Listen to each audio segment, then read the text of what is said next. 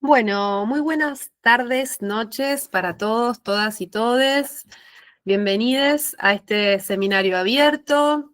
Me voy a presentar. Mi nombre es Sofía Mayorana, yo soy médica, directora del curso de posgrado Abordaje Integral de la Planta de Cannabis para la Salud.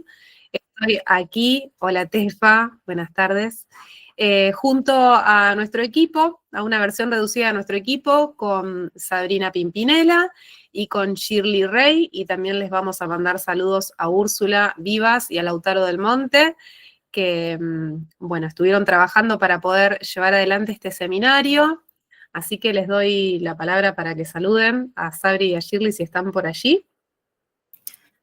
Hola, hola a todos, a todas y a todes. Muy contenta de que se esté abriendo este espacio. Así que, bueno, ya en breve desarrollaremos un poco más. Shirley. Hola, buenas tardes, ¿cómo están? Bueno, bienvenidos acá, secretaria del curso de posgrado, así que disfruten de este seminario. Bueno, gracias por los saludos. Quienes no estén en conocimiento, este curso, Abordaje Integral de la Planta de Cannabis para la Salud, que tiene un nombre extenso, es un curso que lleva su quinta corte en la Universidad Nacional de Rosario. Está, cito, en la Facultad de Ciencias Médicas, y es un curso donde nos proponemos trabajar con los equipos de salud en relación a las posibilidades terapéuticas que tiene esta planta, pero además poder contextualizarnos a la hora de llevar adelante esta práctica. Así que, bueno, este seminario forma parte de esa intención y también de poder abrir algo de los contenidos y de nuestra perspectiva a personas que no estén haciendo el curso en este momento, que acaba de arrancar, están todavía abiertas las inscripciones, obviamente vamos a hacer difusión. Y bueno, quienes tengan alguna dificultad también pueden postularse a alguna beca. Esperamos que este contenido, bueno, pueda difundirse y llegar un poquitito más lejos cada año. Así que sin más, le voy a dar la palabra a Sabrina Pimpinela para que pueda dar inicio a la actividad. Gracias, Sofi. Bueno, un saludo a mis compañeros y a todos. Estamos muy contentos, contentas y contentes que se esté dando este espacio. La idea es una propuesta seminario, que como bien dijiste, Sofía, es la primera vez que proponemos un formato seminario, y la idea es que pensemos hablando, o sea, que sea un espacio justamente para tomar notas, para reflexionar, para que circule la palabra, las nociones, ideas, experiencias. Estuvimos viendo quienes habían anotado y es bastante heterogéneo la participación, y es un poco el sentido y el propósito de este espacio. Así que eso, la idea es que podamos construir entre todos ciertas preguntas, dejarnos interpelar, poner ciertas nociones en tensión para poder también decir, escuchar y construir sentidos sobre los desafíos actuales de las políticas de drogas. Así que bueno, y con la promesa de que podamos llegar también a las preguntas sobre la salud, el cuidado, las resistencias que van emergiendo frente a esta gestión que vamos a escuchar de la paraestatalidad de los cuerpos. Así que, bueno, un poco ese va a ser el recorrido por donde vamos a ir hoy. Voy a pasar a presentar a les invitados especiales. Sabri, Sí. algo que me olvidé de mencionar antes de presentar a los invitados es que este seminario va a ser certificado por la universidad y quienes quieran tener ese certificado les vamos a pedir que completen el formulario que ahora vamos a mandar a través del chat para que después les podamos enviar su certificado de participación. Sí, así es. Recuerden que, bueno, es la Facultad de Medicina de la UNR quien nos viene acompañando ya en el 5º año consecutivo de este curso de posgrado. Así que, bueno, estarán los certificados para aquellas personas que den el presente. Gracias, Sofi. Bueno, vamos a pasar a darle la bienvenida a Silvia Ojeda. Ella es colombiana, creo que actualmente reside en Brasil, pero bueno, ella después nos va a contar por dónde anda. Es directora de proyectos y cuenta con un amplio recorrido como comunicadora. Es apasionada, creativa y con una visión estratégica profundamente decolonial, antirracista e interseccional. Se desempeña como codirectora y directora de comunicación e incidencia en Medcineres, que invitamos a que puedan conocer la página y un poco más. Ella en una cooperativa pionera de la sede de Barcelona, que aloja a mujeres. ¿Es así, Silvi? ¿Vamos bien? Sí. Ya en este momento no estoy en Medcineras, pero hasta hace muy poco, ¿no? Bien, conocedora. Así que bueno, una gran trabajadora y militante de las perspectivas de reducción de daños, feminismos interseccional y derechos humanos. Bienvenida. Gracias. Y voy a pasar a invitar a Álvaro Córdoba, que él es psicólogo, psicoanalista, analista institucional y es socio activo de la asociación AUPAC. Álvaro Córdoba tiene una valiosa trayectoria en salud mental, comunitaria, políticas de drogas y trabajo territorial. Bienvenido, Álvaro. Bueno, gracias por la invitación. Muy bueno estar acá. Me parece un desafío muy copado. Me gusta mucho eso que decís de hablar y producir ahí un poco entre todos. Y me parece muy interesante que nos inviten como también para variar un poco la dinámica de cómo se cursa por ahí el posgrado y en qué universidad está sentado. Yo tuve la suerte, el honor y me cubrió un poco al cursarlo en la primera cohorte en el 2021. Y bueno, nos vamos a ir refiriendo a eso. Gracias. Así es, Álvaro inauguró la primera corte, así es, 2021, cuando nos sorprendía una pandemia. Y acá estás, bueno, nos seguís bancando. Bienvenidos, bienvenidas, pueden tomar la palabra. La idea es que, bueno, en función de los recorridos, las experiencias que han atravesado, que están impregnadas en su cuerpo, en su historia, hoy podamos poner a jugar las distintas nociones que nos permitan interpelar, como lo dice el título, el régimen global de las drogas. O sea, ¿qué es eso? ¿Qué decimos cuando hablamos sobre el régimen global de las drogas y la de producción de subjetividades? Yo recuerdo, bueno, a Silvi la hemos conocido y estamos muy agradecidas que hayas aceptado la invitación. La conocimos en la Conferencia Internacional de Reducción de Riesgos y Daños, este año en Colombia, donde dio una ponencia increíble. Justo veníamos leyendo a Sueli con Álvaro y de alguna manera hizo que todo este rizoma vaya apareciendo para que, bueno, hoy nos encontremos acá para pensar juntos en relación a este régimen global de las drogas. Recuerdo que parte de tu ponencia, Silvi, traía esta pregunta sobre, bueno, cómo entrelazar las políticas de drogas, el racismo estructural y la colonización del saber de nuestros territorios. Lo traigo porque ha sido lo que también, bueno, hizo que prestar atención y que hoy tenga esta semilla, que también hablábamos con Álvaro, que es un seminario semillario, porque la idea es que, bueno, de acá salgan semillas para el futuro, para el porvenir. Así que como para ir abriendo el tema, Vamos con estas preguntas de cómo podemos pensar que los regímenes globales de las drogas producen subjetividades, para ir desarmando un poco y quienes nos están escuchando puedan ir pesquisando, bueno, qué se va a plantear. Bueno, muchísimas gracias, Sabri, por la invitación. Shirley, Sofi, Álvaro, muchas gracias por tenerme e invitarme. Me parece, antes que nada, quería felicitarlos por la iniciativa, tanto de AUPAC como del posgrado. Son pequeños bolsillos, lugares de resistencia que son muy importantes en este mundo, como lo decía hoy en otra conferencia, ser parte del capitalismo tardío hace que todos estos lugares sean muy importantes, ¿no? Porque realmente el capitalismo tardío nos hace resguardarnos en pequeños lugares de resistencia para poder sobrevivir ante el salvajismo de un sistema económico que nos pone todo el tiempo en jaque. Y sí, efectivamente, yo creo que cuando hablamos de las políticas globales de drogas y cuando hablamos de en sí la palabra drogas, ¿sí?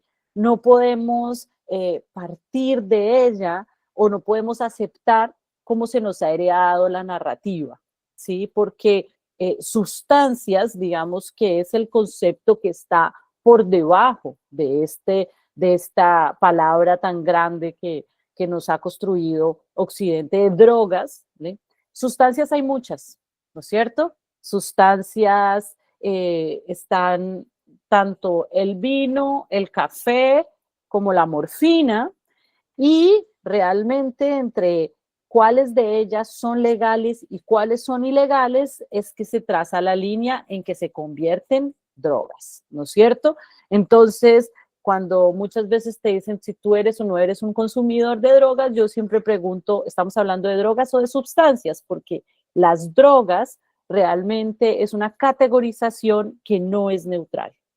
Es una categorización que nace con un interés, ¿sí? Y cuando hablamos de cómo se entrelazan las políticas de drogas con el racismo estructural y con la colonización del saber, precisamente lo que estamos haciendo es hacer un llamado a desentramar precisamente quién traza esa línea, por qué traza esa línea, ¿no? Y cuál es la intención de trazar esa línea cuando decimos qué es legal y qué es ilegal, y cuando lo llamamos drogas y cuando lo llamamos sustancias legales o cuando lo llamamos sustancias necesarias, ¿no es cierto? Si una persona diabética se inyecta insulina, nunca le vamos a decir que es un consumidor de drogas, ¿no es cierto? Pero la insulina está en una sustancia como cualquier otra. Los médicos aquí más que nadie lo pueden confirmar. Entonces, para mí ha sido muy importante, viniendo de un país como Colombia, yo soy colombiana, es un país que ha estado durante los últimos 100 años inmerso en un conflicto armado como todos ustedes lo saben, atravesado por esa gran palabra de las drogas. ¿No es cierto? Colombia produce actualmente más del 95% de la hoja de coca sobre la cual digamos, después de la cristalización se llega al clorhidrato de cocaína, que se distribuye a nivel mundial. Entonces, ser un país productor me llevó a siempre cuestionarme qué hay detrás de esto y a no comprar la narrativa mágica, que es que simplemente desde una perspectiva moral, eso está mal y tenemos que decir que está mal. Porque claro, cuando empiezas a crecer y ves tanto sufrimiento, tanta guerra alrededor, dices, bueno, ¿de dónde está saliendo todo el dinero que sustenta esta guerra, todas estas armas, todo este descontrol? Y ahí es donde, bueno, empiezo a preguntarme sobre precisamente esta pregunta con la que Sabrina abre este seminario. Y aquí yo quisiera traer primeramente a Frantz Fanon. Frantz Fanon, aquel maravilloso filósofo de Martinica, uno de los primeros filósofos que empieza a hablar de decolonialidad. Él dice una frase que para mí es épica y que ha liderado mucho mis reflexiones, y es: no basta con decolonizar el territorio, también hay que descolonizar el deseo. ¿Y por qué es importante? Porque cuando nosotros hablamos de deseo, estamos hablando precisamente de subjetividad. No estamos hablando de lo que nos pasa colectivamente, sino de cómo llegamos a esa subjetividad. Y para eso a mí me gusta traer el ejemplo de la Malinche.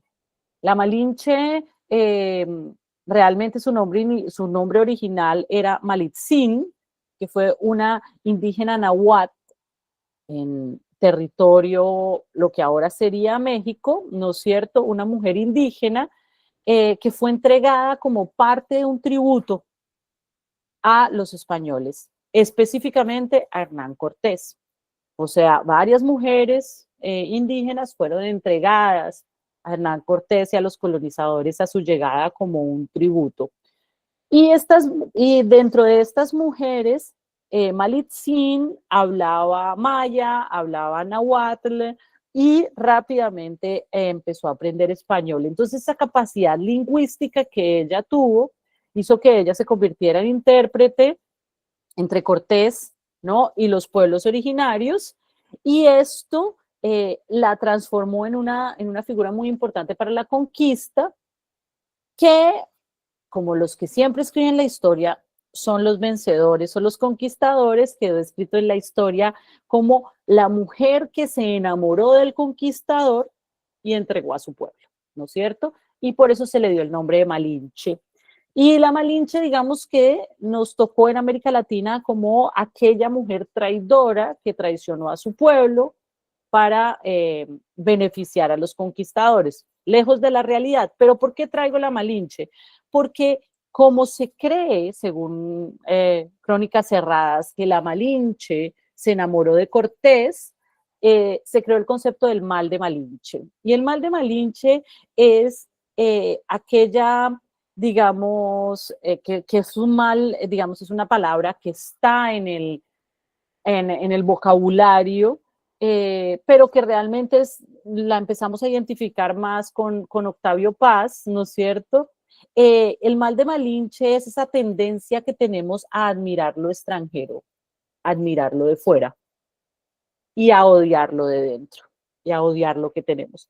Y eso es algo que para mí también, junto con Frantz Fanon, se junta y digo, bueno, ¿en qué parte de nuestra corteza cerebral o en qué parte de nuestra subjetividad está esa condición de seguir pensando que lo de fuera, que lo europeo, ¿no es cierto?, que lo que viene de allá es mucho mejor? ¿Y por qué traigo este ejemplo de la Malinche y por qué traigo a Frantz Fanon?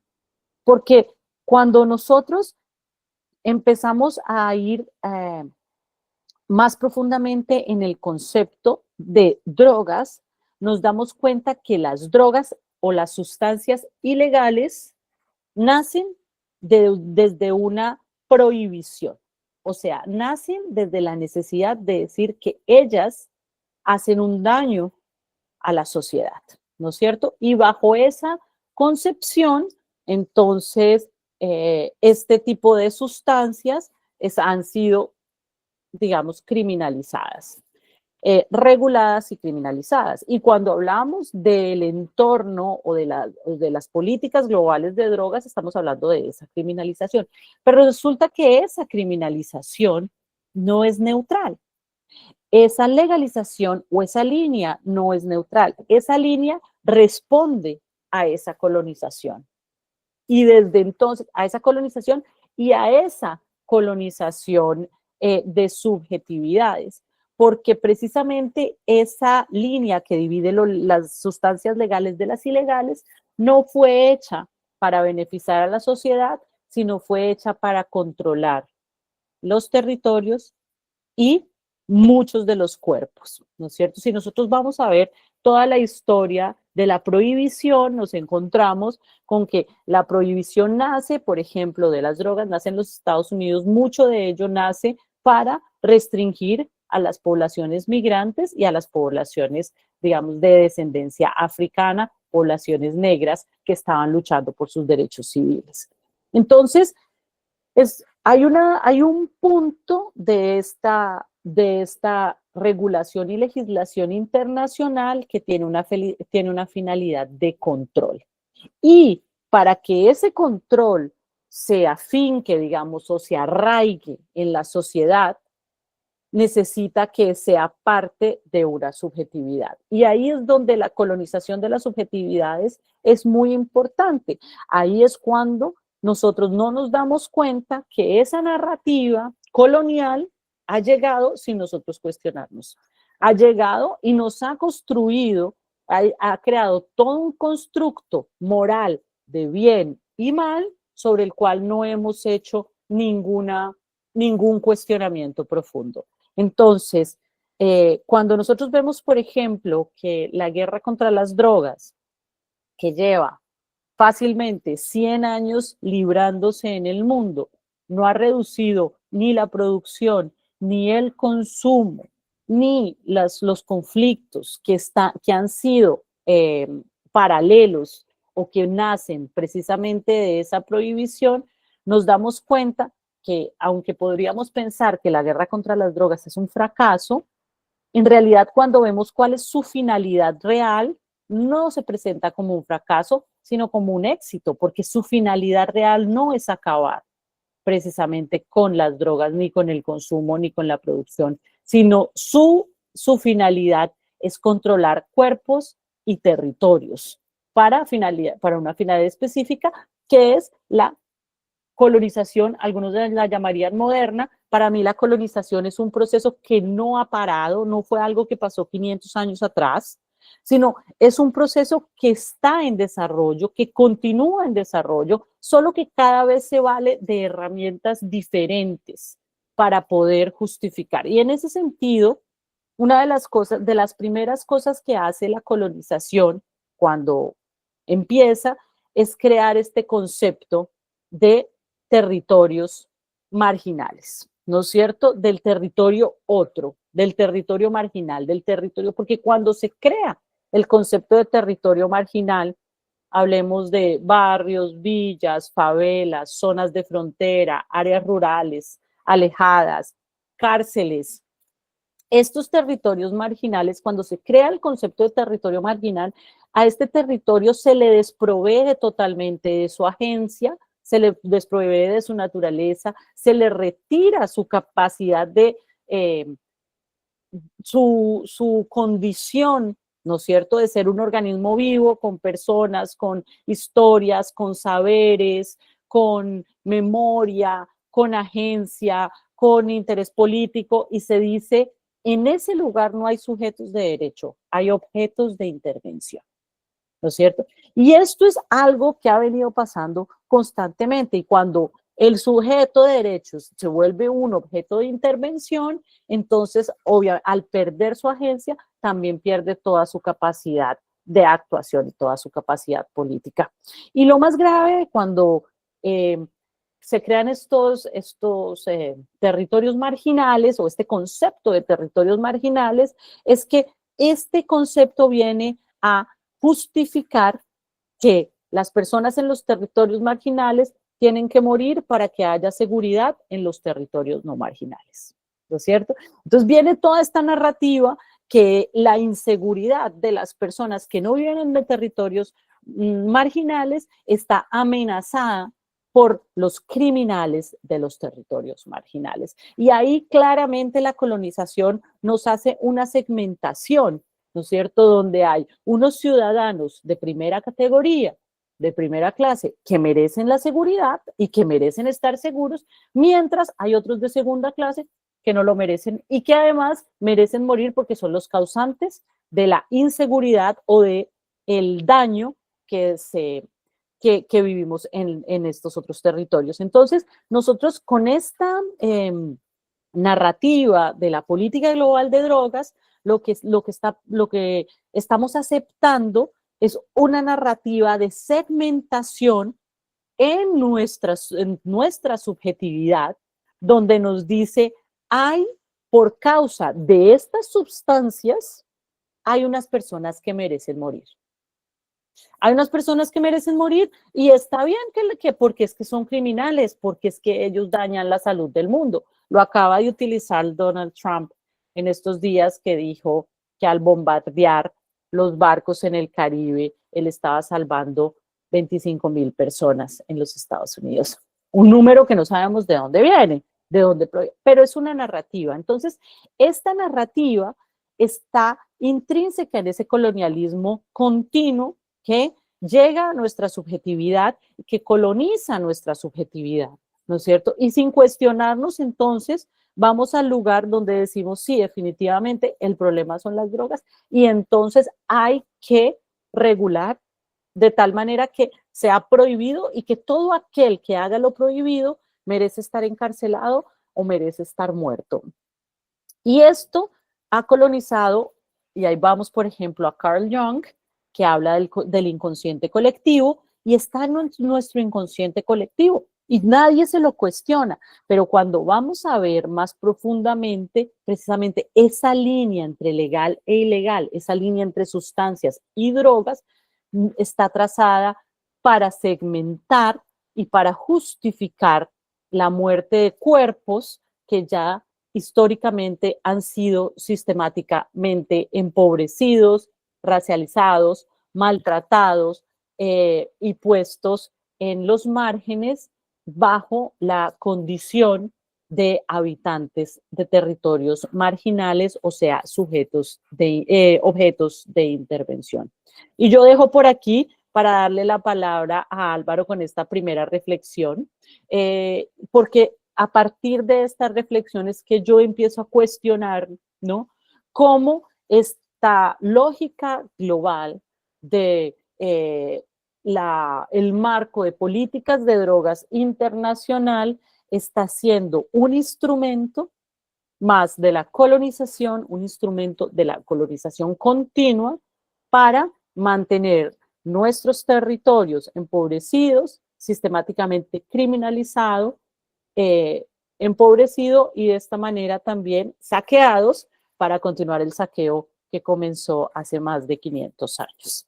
Entonces, bueno, por acá dejo esta primera reflexión y te doy la palabra, Álvaro, para construir sobre esto. Silvi, bueno, primero no nos conocemos nosotros y te escucho y me parece buenísimo esa conexión de una amistad de pensamiento. Yo la verdad que te escucho y pienso, vi un videíto que me habían pasado y veo que ahí hay una potencia de pensamiento que está completamente situada y se ve que venimos en sintonía.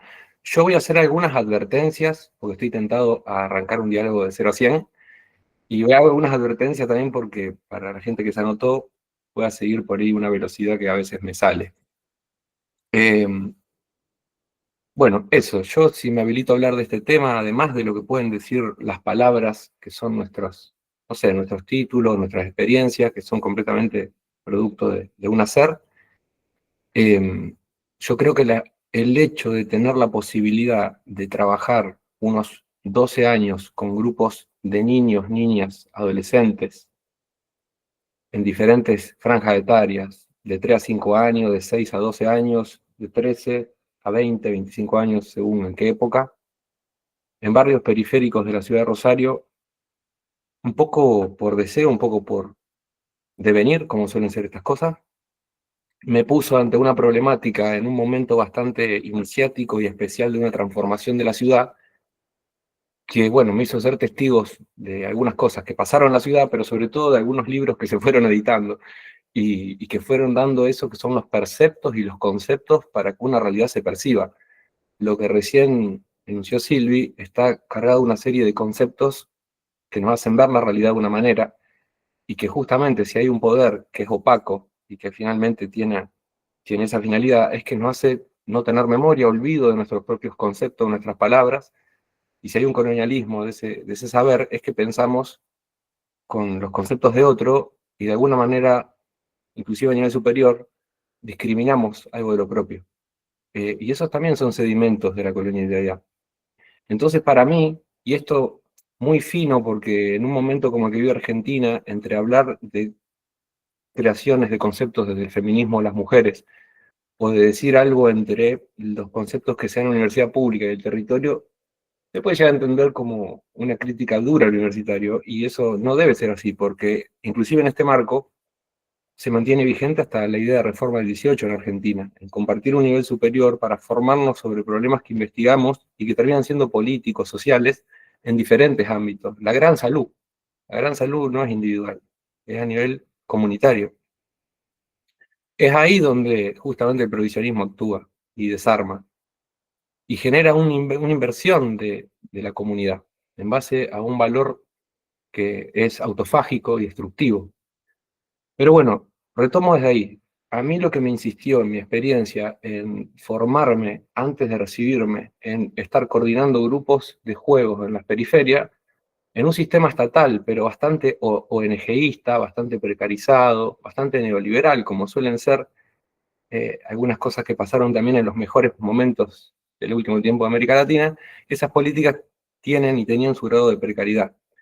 Los conceptos con los que uno fue formado y estaba siendo formado no estaban a la altura de los conflictos, sino que esa insistencia a la realidad iba marcando algo que ahora es vox populi, está fetichizado y hasta un producto de mercado, que es la vida y el entorno y el paisaje de las personas excluidas, sobre todo entre los golpes militares y fines de los 90, y cómo eso se fue contando a partir, bueno, de lo que en Argentina se llamó la década ganada o buenos gobiernos progresistas de las últimas décadas, bueno, que no resolvieron ese problema, sino que también tuvieron ahí una condición de posibilidad, por decirlo de alguna manera. Entonces, esa insistencia de los problemas que marcaban lo que yo en 2011 me vi en llamar economías de guerra, de que había nichos de la ciudad que no estaban contados en el relato socialista de la ciudad, había lugares en los barrios donde las infancias, las adolescencias y los jóvenes vivían situaciones bélicas, se criaban en entornos bélicos y funcionaba así. Cosa que Silvia recién lo contó siendo colombiana y viviéndolo en primera persona, y bueno, lo escucho, ¿no? Pero en mi ciudad y en mi perspectiva situada, empezamos a ser testigos como una generación de jóvenes militantes que conseguíamos una beca para trabajar en el barrio, de que lo que pasaba ahí no eran los conceptos modernos más o menos de la psicología, la medicina, la antropología, la sociología. Estaba pasando una mutación a un nivel económico claro, y cualquiera que tenga una formación por fuera de la currícula y tenía un grado de lo que se puede llamar activismo, militancia, bueno, veía que ahí estaba produciendo la subjetividad otro factor, que tenía bastantes instituciones activas, que acá se llaman búnker, y que eso no tenía una diferencia inclusive con los sistemas de seguridad, cosa que hasta ese momento chocaba con la marca ciudad. Pasó algo muy extraño, que ahora yo, bueno, lo voy a ir planteando. También en ese tiempo se generaron editoriales y libros, yo últimamente estoy trabajando también en hacer un poco de memoria de cómo empezó todo esto, y hay unos libros fundantes de conceptos que a mí lo que más me interesa por ahí compartir, transmitir, cómo uno encontró una caja de herramientas para pensar la realidad, a partir de la insistencia de malestares bélicos en niños, en adolescentes. Entonces, primero decir que hay una versión, al decirme psicoanalista, no lo voy a abrir mucho porque los que usamos esa palabra podemos hablar mucho tiempo de eso, pero sí que es muy importante que en esto que yo vengo recapitulando hay psicoanalistas como Feli Guattari, como Sully Rolnick, que editaron en aquellos tiempos libros que a nosotros, al ser como un efecto del 2001, como esa ruptura del fin de los 90, encontrar libros que hablen sobre esta posibilidad de cartografiar el deseo y crear a partir de la intemperie, desde la inmanencia, campos de subjetivaciones más autónomos, fue la forma que encontró nuestra rebeldía juvenil de mostrarse. Cosa, inclusive con canciones, con músicas que ahora están invertidas, digamos. Lo hablo así porque en este contexto hay una gran apropiación de la idea de rebeldía, de libertad y de revolución, que es muy llamativa y tiene mucho que ver con lo que estamos tratando. Con esto que tiene que ver con el provisionismo, con el colonialismo y con el extractivismo.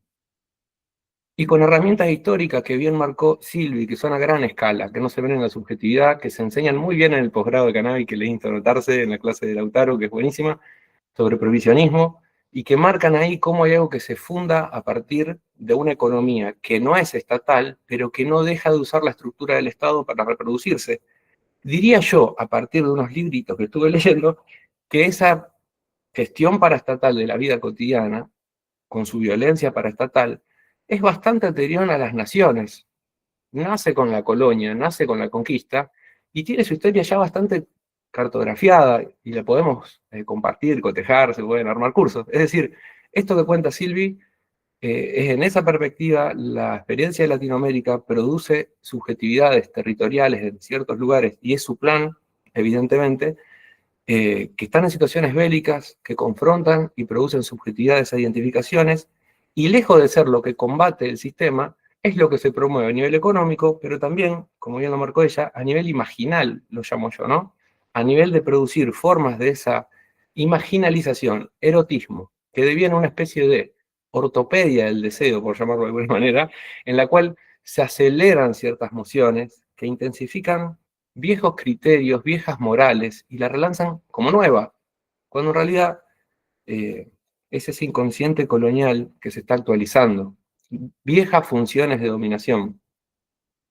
Bueno, yo también voy a ir haciendo así como un ping-pong, simplemente marcar eso. Hablo de la editorial Tinta Limón, que ya en 2005 editó Micropolíticas, Cartografías del Deseo, de Sully Ron y con Feli Guattari, como muestro, un libro que abrió muchas puertas, que después de muchos años de experiencia en el barrio y de ir juntando conceptos como herramienta, por suerte, editoriales como esta arman libros que son para la caja de herramientas, son como maquinitas de guerra, de interpretación.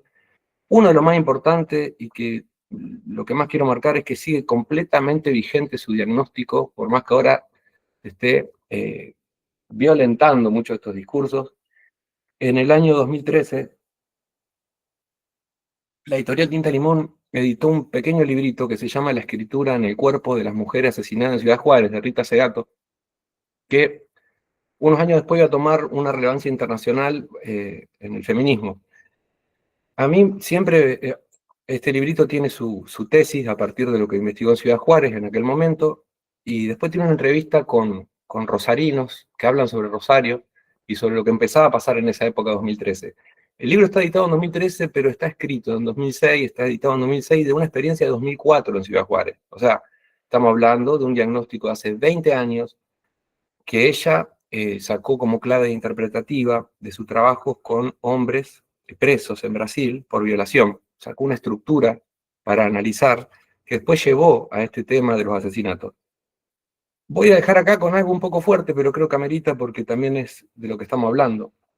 En la ciudad de Rosario, el 1 de enero de 2012, se dio el triple crimen de Moreno, en donde la ciudad marcó como una excepción que se asesinen a 3 chicos militantes que se decía que eran soldaditos. Y esa era una forma de excusar que podían morir, ¿no? Que participaban de un ajuste de cuenta, como se decía en esa época. Los movimientos sociales, los militantes, transformaron esa versión hasta mostrar que no eran soldaditos de nadie. Así se llamó el libro que se editó después de muchas marchas. 1 de enero de 2012, la sociedad veía como una excepción algo y lo denunciaba como que no eran soldados de nadie, no participaban de esa agencia, de esa economía. Tiempo después, y no lo digo desde un lugar moral, sino para pensar, la misma música urbana, el mismo trap, la misma moda, la misma recursividad de esta forma extractivista del deseo, uno diría que bailamos todo al ritmo del soldadito, o bailamos todo al ritmo de esta estética de lo que yo llamo la erótica del gueto. Mucho cuidado ahí, porque no quiero caer en el lugar moral de reprimir ni la música, ni el estilo, ni el funky, ni el reggaetón, pero sí de pensar cómo estas máquinas que nacen en Hollywood en los 90, pero después toman otras tecnologías, evidentemente, dan una forma recursiva del deseo que es muy previa, y que hace que el deseo se vuelva algo muy reactivo, muy colonizado, muy extractivista, y que tenga de alguna manera una función prêt-à-porter, ya fabricada en otro lado, que cada uno tal vez la viva como su propia libertad, pero que es una libertad bastante acotada.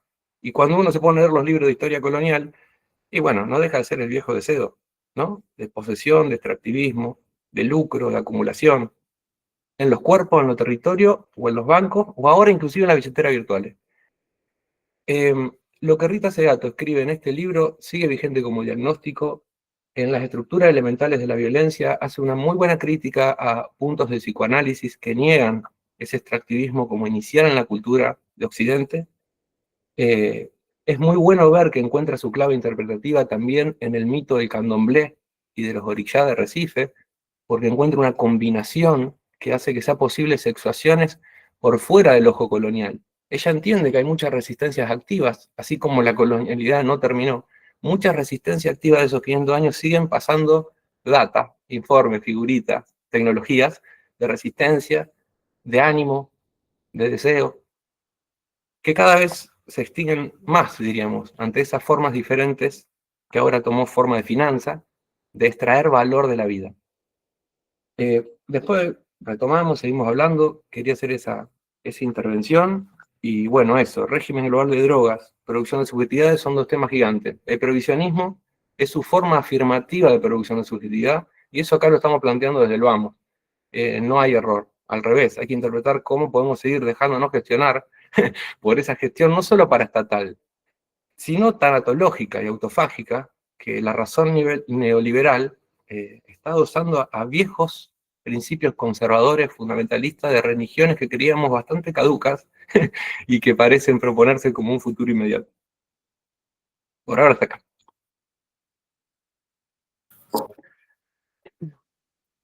Sí, ahí me gustaría retomar un poco, ¿no?, de dónde vienes en términos de esa realidad de los territorios, de los barrios, de las favelas, de las zonas periféricas, ¿no es cierto? Como lo venía mencionando yo, de los mal llamados territorios marginales.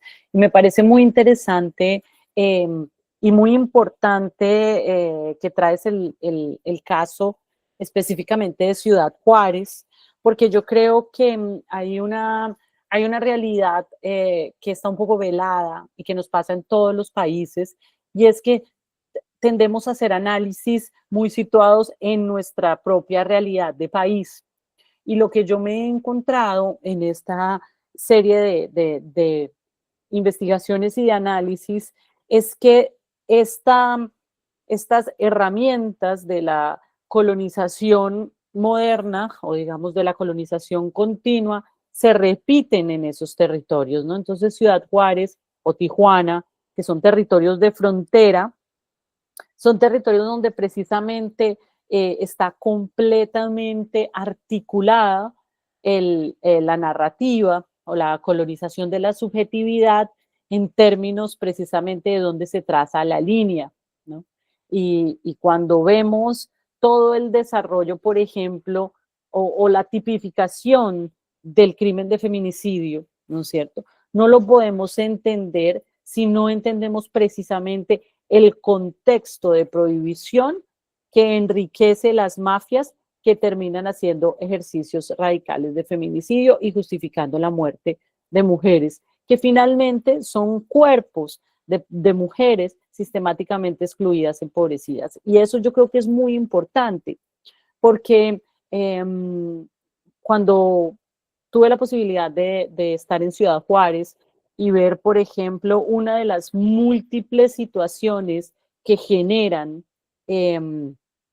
los feminicidios continuos, me encontraba con que familias recién constituidas de personas, digamos, de parejas empobrecidas de diferentes territorios de México, se desplazan a la zona de frontera de Juárez buscando atravesar la frontera, que es la famosa diáspora económica, ¿no es cierto? Entonces, bueno, volvemos a un poco ahí hacerle clic al tema del capitalismo tardío, y entonces son familias constituidas jóvenes que se desplazan a la zona de frontera Juárez, donde se encuentran con una serie de maquilas, ¿no?, de empresas que hacen una producción más barata de la mercancía que se comercializa en los Estados Unidos. Y estas maquilas tienen la condición de contratar,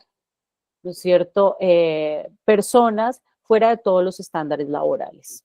Entonces viene el ciclo de personas empobrecidas, sistemáticamente empobrecidas, que vienen de diferentes partes de México, Centroamérica, Suramérica, y bueno, si vamos a las rutas de migración que vienen, ¿no?, subiendo la famosa diáspora de la pobreza, llegan todas estas familias a este lugar de frontera donde con lo que primero se encuentran es con la necesidad de contratar un coyote que los ayude a atravesar la frontera. Y para contratar este coyote necesitan trabajar, y las maquilas los contratan a precios bajísimos, pero con la capacidad de trabajar 12, 14, 18, 24 horas sin parar. Y entonces vamos encontrando cómo en Ciudad Juárez, en las zonas periféricas, en las zonas de pobreza, en lo que llamamos mal llamados cinturones de pobreza, se van quedando las mujeres tomando, haciéndose cargo de los niños, haciéndose cargo del hogar, ¿no? Absolutamente abandonadas. Y ahí hace la presencia los grupos armados resultantes de la prohibición, y yo creo que eso es fundamental de tenerlo en cuenta, quienes empiezan a hacer obviamente ofertas de todos los tipos de negocios que están paralelos a las mafias, como son la trata de personas, como es la eh, prostitución obligada, ¿no es cierto? Y muchos de los feminicidios que nosotros, que se empezaron a registrar, tienen que ver con mujeres tratando de huir de estas estructuras mafiosas, ¿no? Que entran a estas estructuras por necesidad, después tratando de huir, son asesinadas y bueno, como dada la cercanía del desierto, por los diferentes animales carroñeros del desierto, un cuerpo es devorado en poquísimos días. Entonces es facilísimo desaparecer mujeres. Entonces, cuando uno habla de los feminicidios en Juárez, traza todo un escenario, ¿no? Que muy pocas veces habla de la prohibición, ¿sí? Pero si la prohibición no generase una economía paraestatal, como bien lo mencionaba Álvaro, esto no sería posible, ¿no es cierto? Y ahí vamos, por eso me parece importante cuando hablamos de los territorios marginales, hablar de frontera, hablar de zonas rurales, hablar de zonas periféricas, hablar de barrios, villas, favelas. Lo que acaba de pasar en Brasil, en Río de Janeiro, si ustedes pues siguieron las noticias, ¿no? Una operación policial que asesinó entre 120 y 160 personas, todavía el número no está claro, justificando que son criminales, como pasaba con los 3 soldaditos que Álvaro también contó. Y entonces yo creo que ahí es muy importante que entendamos que esa eliminación de cuerpos no es neutral ni está a favor de acabar con el consumo, sino que es absolutamente instrumental para justificar que esa mercantilización, ese commodity ilegal, que son las sustancias ilegales, continúe dando beneficios para los grandes dueños del negocio que no están en América Latina, ni en los barrios, ni en las villas. Alguien decía de manera muy clara en Brasil, ¿cuál es la inteligencia de la inteligencia militar que cree que los grandes lords de la droga, un negocio multibillonario, viven en casas de ladrillo, en zonas así? Sí, Es, ese es, es, sí, me parece que es interesante que podamos ir a esa dimensión, como si entonces, si hay drogas legales y ilegales, o sea, ¿no? O sea, que hay consumos que son funcionales a la lógica del capital y otros que parecen ser disruptivos. Como qué sujeto entonces construye el prohibicionismo. Y ahí vamos a esta pregunta que bien habrían ambos como para pensar en la línea que venías siguiendo, Silvi. claro, es precisamente, yo tengo un amigo que es un gran activista de todo el tema de seguridad ciudadana en Río de Janeiro, y él siempre dice, cuando hablamos de guerra contra las drogas, en el norte global estamos hablando de drogas, pero en el sur estamos hablando de guerra. Y cuando hablamos de guerra, ¿no es cierto? La guerra no es contra las sustancias, no es a las sustancias a quien se les dispara, es a las personas que han sido empujadas a un margen donde su única posibilidad de supervivencia está unida a unirse a una eh, organización armada mafiosa, ¿no es cierto? Y es muy importante entender, porque nos han creado, y ahí es donde la narrativa es muy importante, cómo nos coloniza la subjetividad, porque nos han creado estas narrativas, ¿no es cierto?, de que existe un crimen organizado, ¿no es cierto? Y entonces todos contra el crimen organizado, pero resulta que el crimen organizado son personas excluidas y sistemáticamente empobrecidas, ¿sí? Los únicos que no están sistemáticamente empobrecidos no son las personas que nosotros estamos identificando en esta narrativa como crimen organizado, porque seguramente son las que tienen grandes inversiones en las bolsas de dinero y que no son el famoso Chapo Guzmán ni Pablo Escobar como nos han hecho creer, porque eso también ha sido un ejercicio colonial, hacernos creer que el dueño de las drogas malas es un señor de bigote que toma agua en vasos de oro en una finca o en una hacienda en Colombia o en México. No es así. Eso también es una construcción de narrativa colonial para que nosotros no profundicemos en dónde se están quedando todos los beneficios. Entonces, realmente cuando yo vengo a hacer estos análisis, muchas veces me dicen, hombre, pero es que las mafias en los territorios asesinan mujeres, cobran dinero para los que venden, no son unas personas buenas. Y yo quiero en esto ser muy clara, que haya un Estado paralelo, ilegal, no quiere decir que esté bien. No, no está bien, no estamos de acuerdo. Pero no es asesinando las personas de ese estado paralelo que vamos a resolver el problema, porque finalmente ese estado paralelo es resultado de crear unas políticas prohibicionistas. Si no hay prohibición, no hay mercado negro. Si no hay mercado negro, no hay dinero extra. Si no hay dinero extra, no hay mafias. Si no hay mafias, no se necesita comprar armas. Y si no se compran armas, hay gente que no le gusta. Y yo creo que ahí llegamos a un punto bien interesante, porque muchas veces no hacemos la conexión, ¿no es cierto? Entonces, claro, si ustedes hoy en día van a la mayoría de los territorios del mundo, por grandes o pequeños, medianos que sean, y quieren conseguir cocaína, seguramente lo van a hacer. O sea, estamos hablando de un sistema de distribución global. Piensen en Coca-Cola, que llega hasta los territorios más pequeños. Para que haya un sistema de distribución global, hablando solo de la cocaína, necesitamos que haya millones de personas que hacen parte de ese sistema. Entonces, ¿cómo pensamos en una transición para salir de ese estado paralelo que genera muerte, que genera dolor, que genera desequilibrio, ¿sí?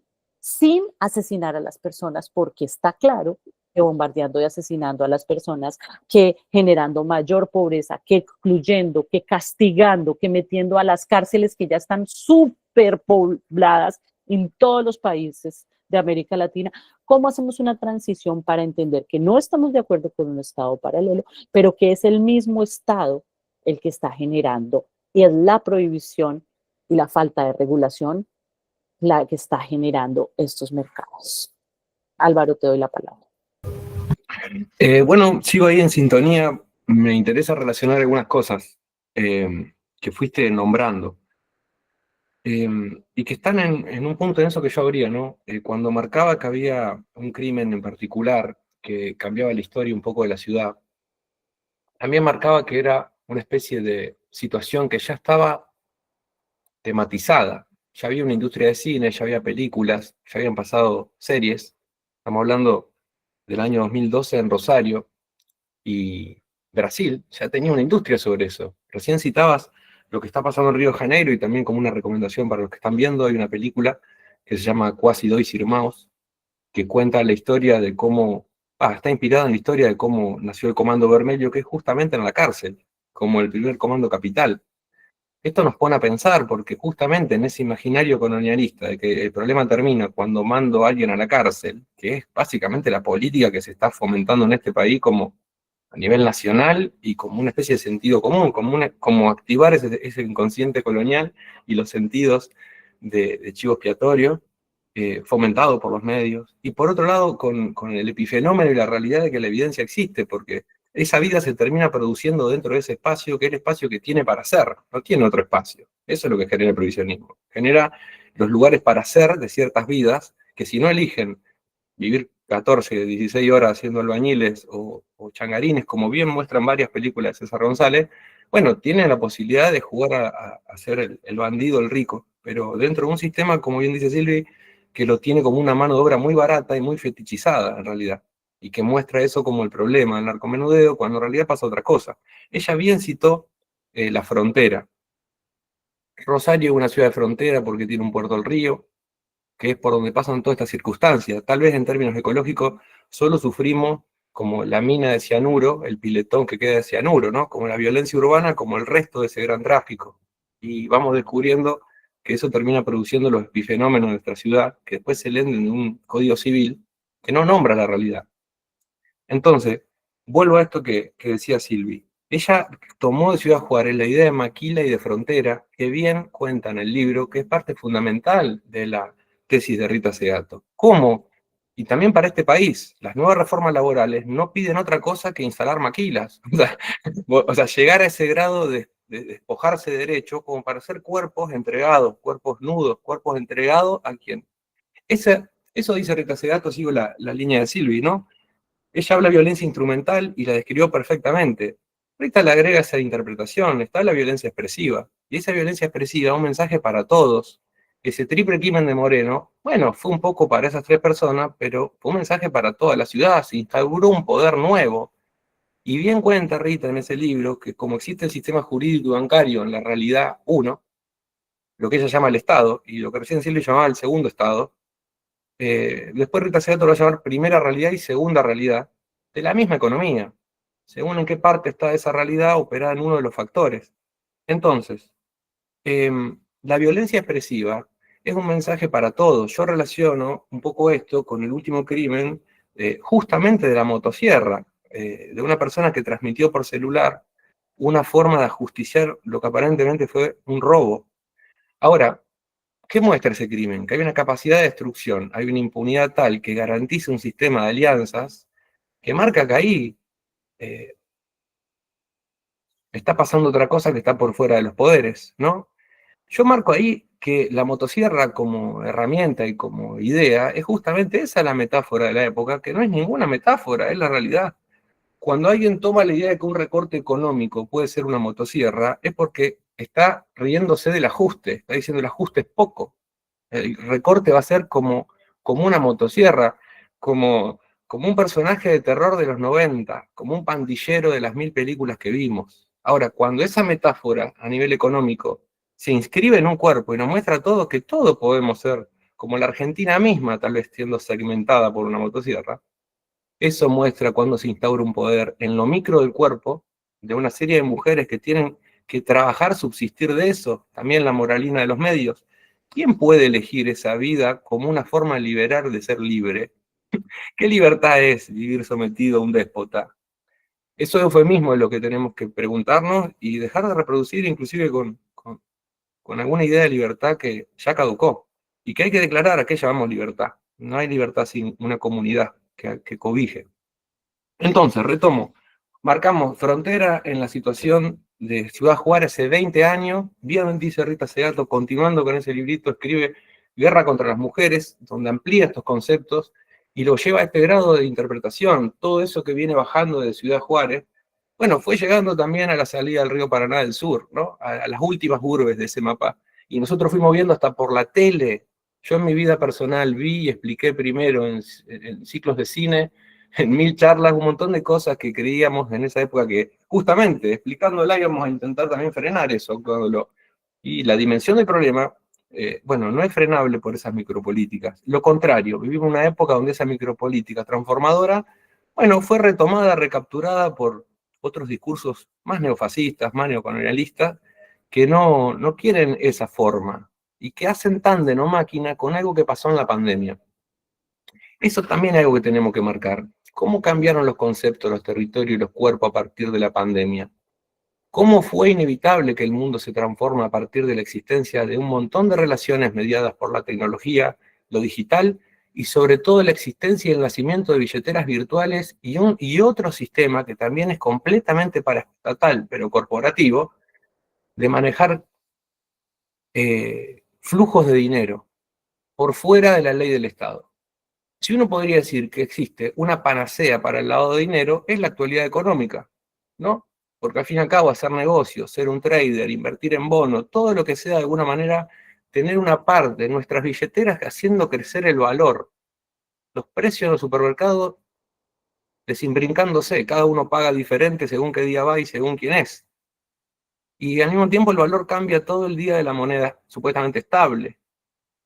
Bueno, si cada porcentaje que se gana en la billetera está invertido en un bono de deuda, por ejemplo, que es lo que está haciendo Argentina, y de alguna manera está entrando en esa misma paraestatalidad y se está traduciendo a algún banco del norte de una manera mucho más molecular, realmente una revolución o una contrarrevolución molecular, digital.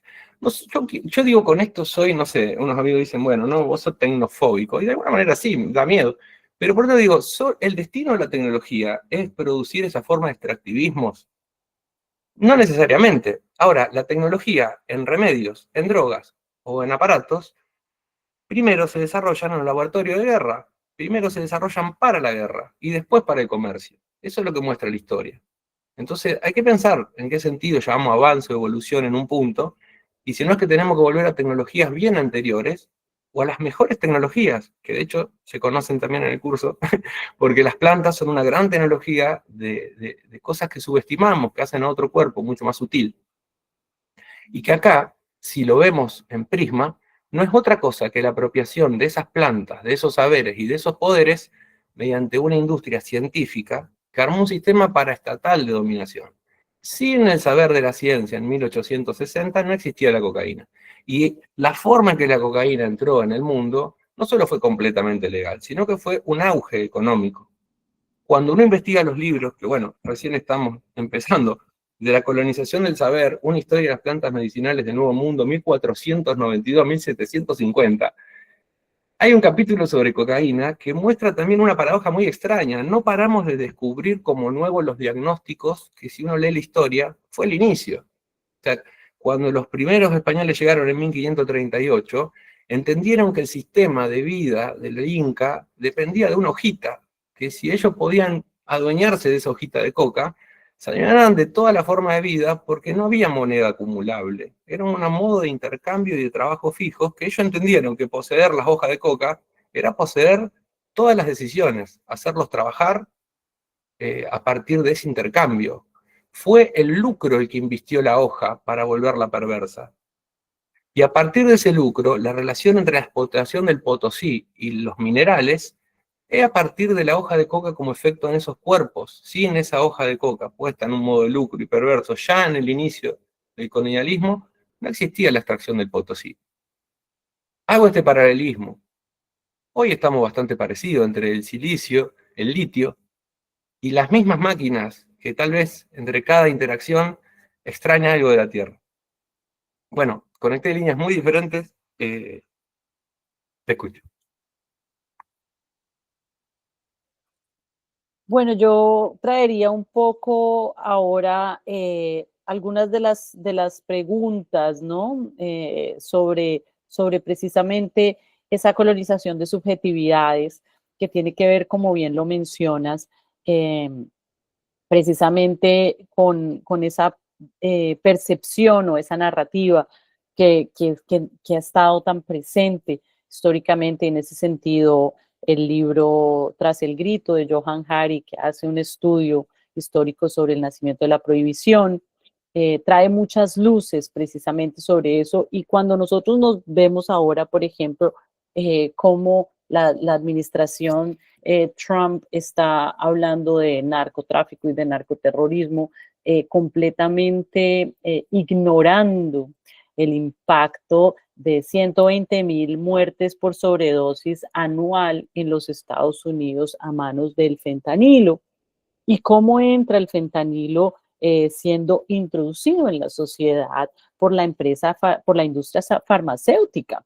Y sobre lo cual no se ha hecho ningún tipo de reflexión en la sociedad, ¿no es cierto? Y de ahí del fentanilo para todas las nitacinas y todas las drogas sintéticas que se están construyendo. Cuando uno va a la CND, que es la Comisión de Narcóticos de la ONU, se sorprende porque cada año prohíben y prohíben más sustancias. Y a veces uno ve al presidente de la comisión del país que le toque que no puede ni pronunciar el nombre de estas sustancias, del nombre químico de estas sustancias, y cada año son 16, 17, 18 nuevas sustancias prohibidas, y que el siguiente año vienen otras diferentes porque cambian los precursores, porque estamos a un nivel de creación de sustancias que alteran la realidad a un ritmo donde el clorhidrato de cocaína quedó en cosa del pasado y no nos estamos dando cuenta. Pero sin embargo, si uno ve diferentes informes de cómo se está cristalizando el clorhidrato en América Latina, no le queda difícil entender todas las rutas y por qué está pasando lo que está pasando en Brasil o en Rosario. ¿Dónde están esas rutas y para dónde está llegando y está siendo exportadas todo este clorhidrato de cocaína? Y no solamente el clorhidrato, sino precisamente el crack derivado de la pasta base y no del clorhidrato. Entonces uno se empieza a encontrar con ese tipo de diferenciaciones. El crack derivado del clorhidrato de cocaína solo se exporta, mientras que el crack derivado de la pasta base es lo que tenemos en nuestros territorios, bazuco, paco o como quieran llamarlo. Y sobre todo esto hay ya unos informes que están donde vemos que esto está totalmente al servicio del capital, pero sobre todo de la construcción de una línea de distribución que está totalmente construida por sujetos que han sido desprovistos de su agencia, que están en situaciones de desplazamiento, están en los márgenes, están sistemáticamente empobrecidos, excluidos de los sistemas de educación, de los sistemas laborales. Y eso es lo que tenemos en ese estado paralelo. Entonces, cuando vamos a ver las regulaciones internacionales sobre las cuales, ¿no? Hay unos tratados internacionales que todos los países firman, y cuando la gente me dice, pero ¿y cómo hacemos, no? ¿Cómo hacemos para legalizar en Colombia? Y es como claramente ni Colombia ni Argentina, nadie puede hacer un movimiento único porque realmente tenemos una organización ya mundial sobre unos tratados internacionales.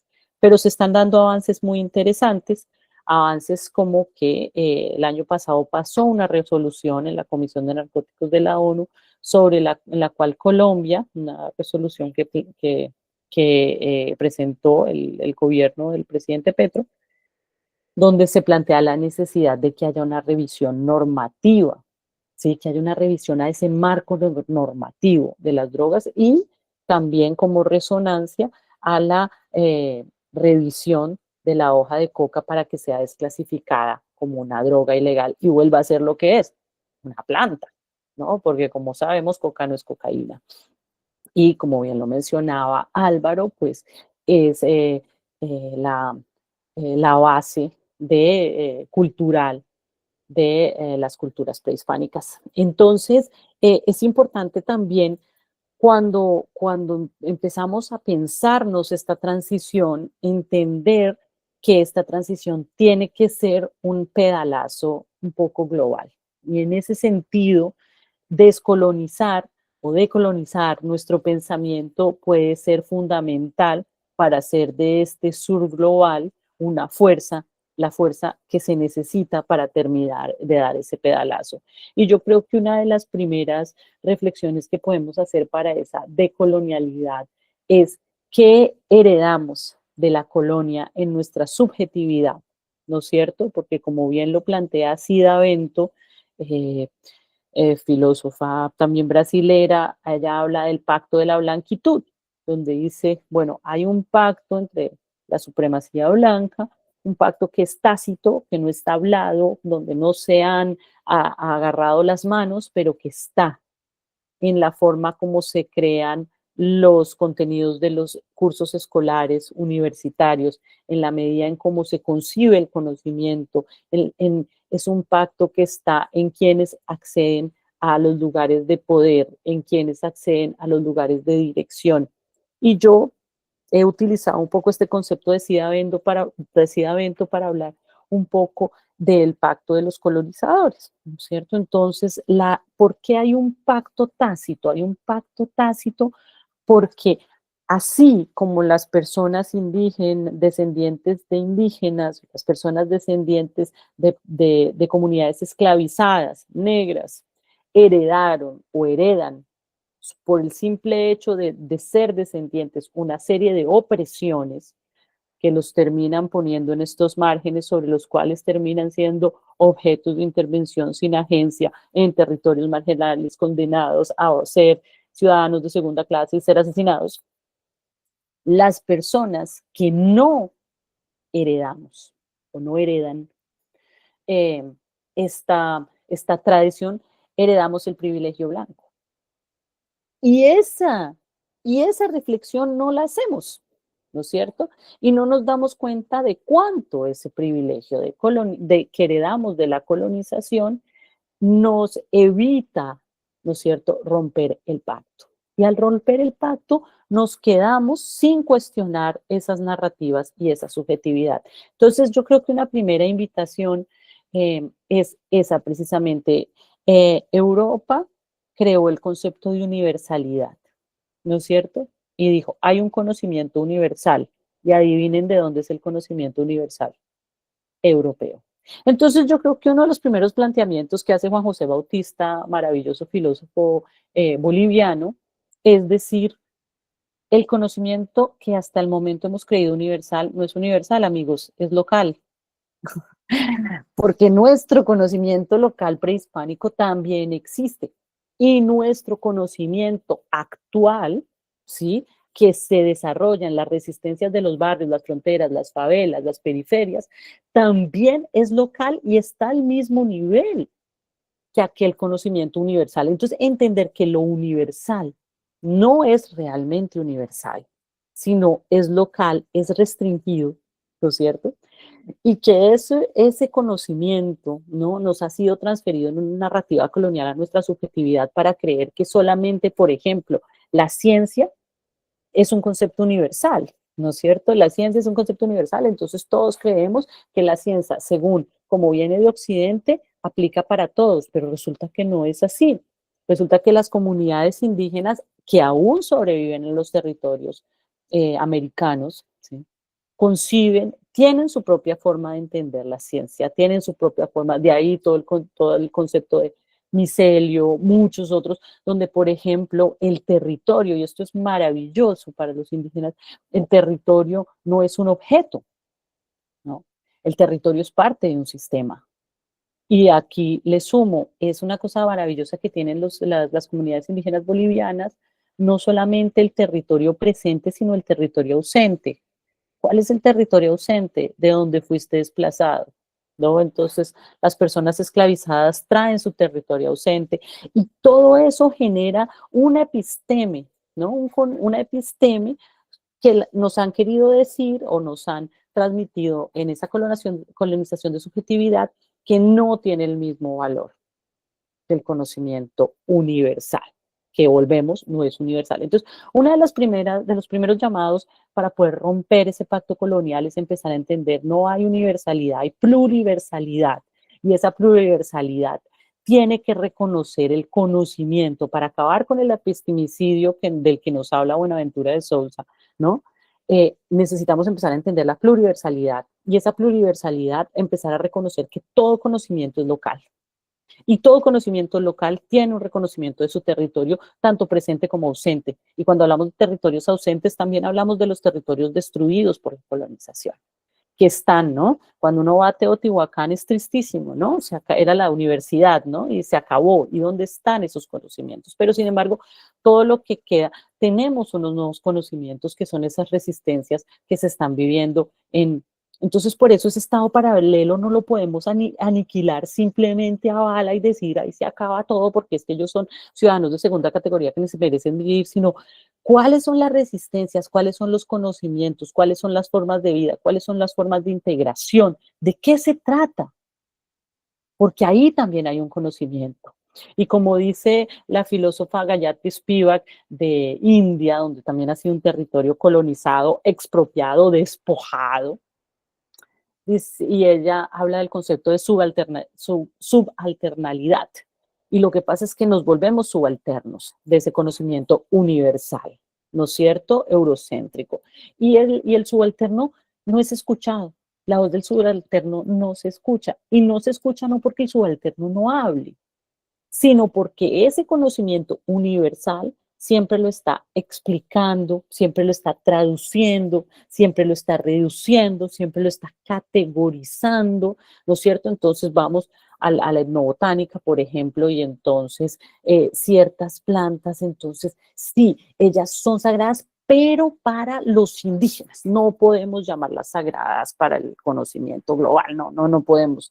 Tenemos que desacralizarlas, ¿no es cierto? Y en general es esta la razón. Entonces, cuando yo hago un llamado a romper el pacto colonial, es ese. ¿Qué me ha beneficiado o qué me ha tocado a mí de ese pacto? ¿No es cierto? ¿Cómo, en qué forma yo sigo cerrando ese pacto? Cuando yo también le quito importancia a los lugares de resistencia de favela porque los considero territorios marginales de criminalidad. Cuando creo que precisamente hay un tipo de conocimiento que tiene que venir a validar el conocimiento local. Cuando no creo que en lugares de pobreza o de exclusión haya formas de sobrevivencia válidas. Y yo, desde mi privilegio de eurocéntrico, vengo a decir, no, esa forma no, de Estado no funciona, tenemos que aniquilarla. Y eso es algo que está un poco perdón, me desconcentré con el chat que vienen las preguntas. Y creo que eso es como es muy importante, ¿no? Que empecemos a cuestionar, ¿no? Esa narrativa y esas narrativas y ver cuándo nosotros mismos nos estamos subalternalizando.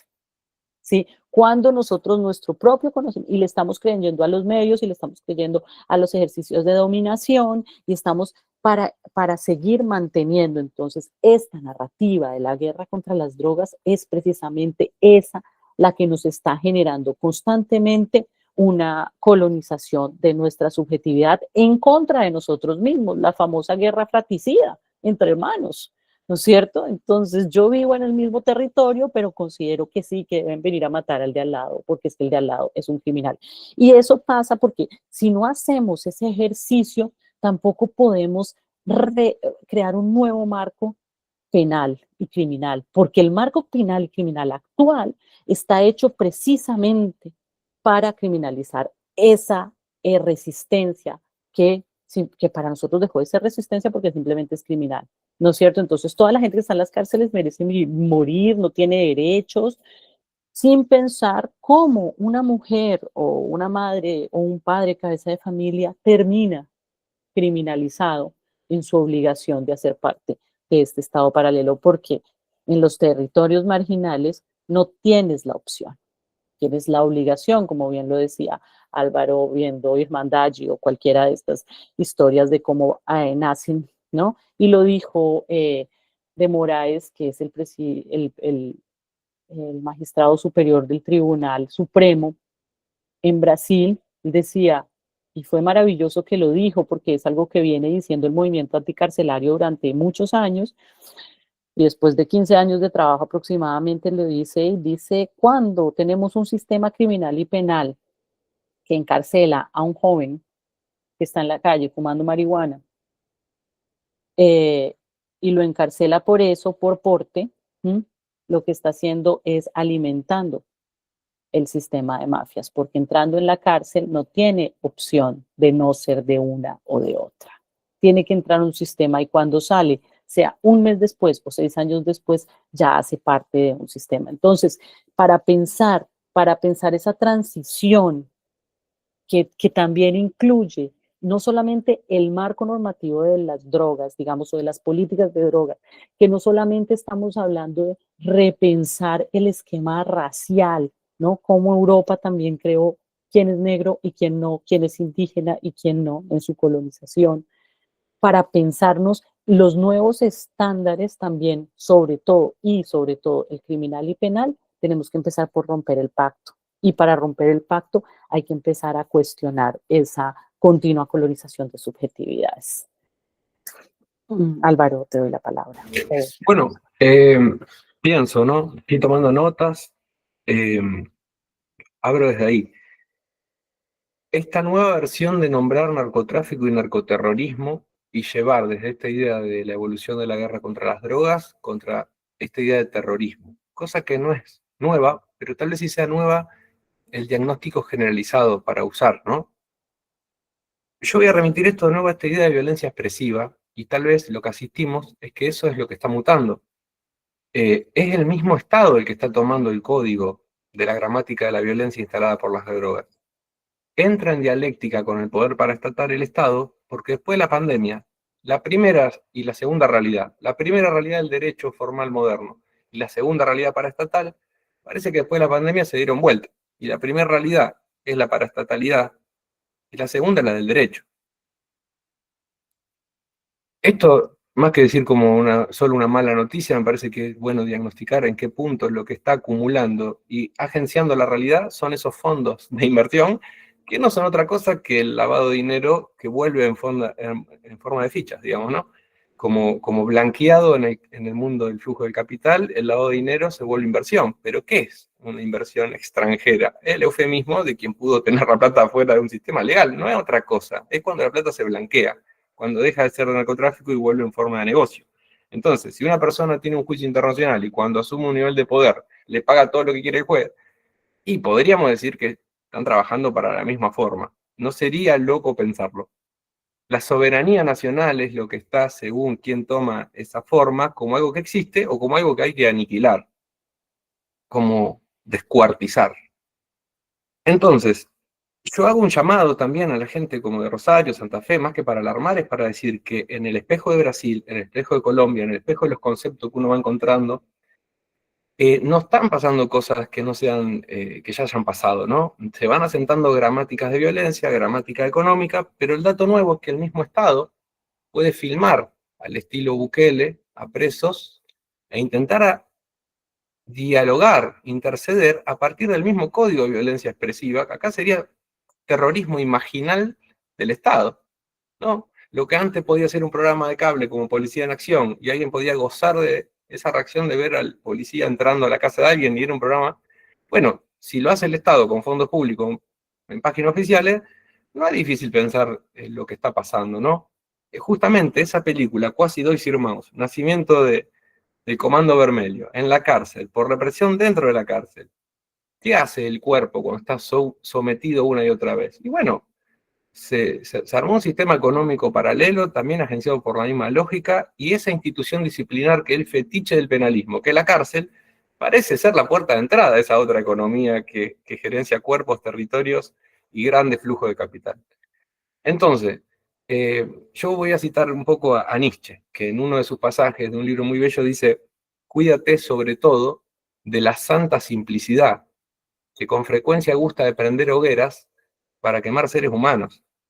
Volver las cosas simples en la moral de quién es el bueno y quién es el malo, y que los latinos seamos siempre los malos, y que los buenos son los que vienen a salvarnos, bueno, eso volver las cosas simples, y vemos cómo funcionan las hogueras y dónde queman esos seres humanos, que son los cuerpos de mujeres, de adolescentes, que como dice una banda de hip hop brasilera, 25 años desafiando la estadística. O sea, llegar a 25, 26, 30, bueno, en algunos lugares es desafiar la estadística. Como también pienso en las personas trans, que tienen promedios de vida desde la era de la esclavitud y por ende viven en ese lugar, aunque nosotros podamos funcionar en otro registro. Voy a seguir un poco mi forma. Me encanta escuchar a Silvi y un poco lo que estuve leyendo, releyendo y viendo. Esto no lo tengo muy trabajado, un texto antes de pandemia.